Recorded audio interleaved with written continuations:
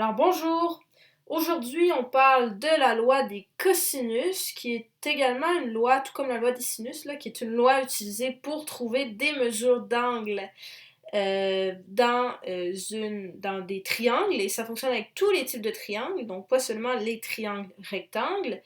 Cependant, comme vous pouvez le constater, la loi est légèrement plus complexe que la loi des sinus.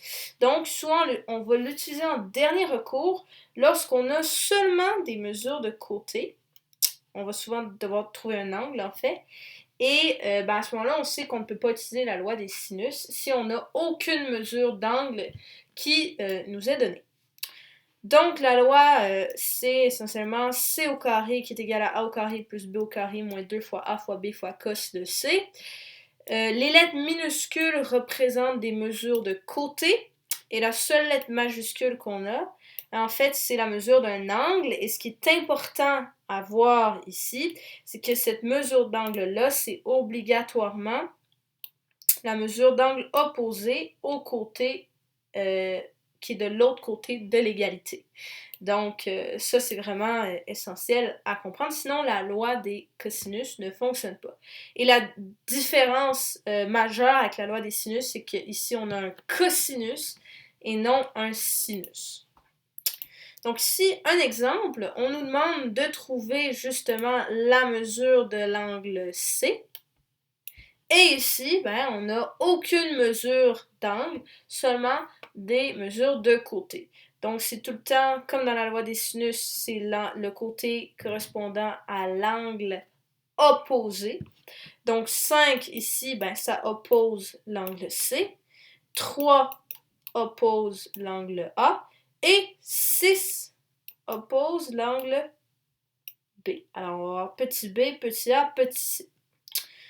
Donc, j'ai réécrit la loi ici. On nous demande de trouver la mesure de l'angle C. Donc, comme j'ai dit, il faut que cet angle-là soit opposé à ce côté-là.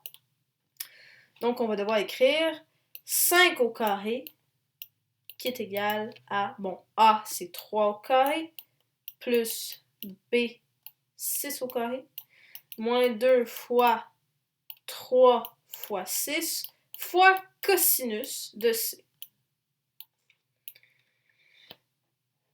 Bon, maintenant, on peut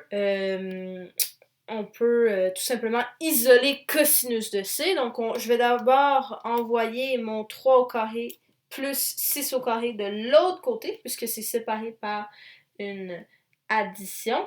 Donc, je vais avoir en fait 9 au carré plus 36 au carré qui donne 45. Et je vais envoyer mon 45 de l'autre côté. Donc, je vais avoir 25 moins 45 qui va me donner moins 20. Et moins 2 fois 3 fois 6 me donne moins 36. Alors, je vais avoir moins 36 fois cosinus de C. Donc, moins 20 sur moins 36 est égal à cosinus de C.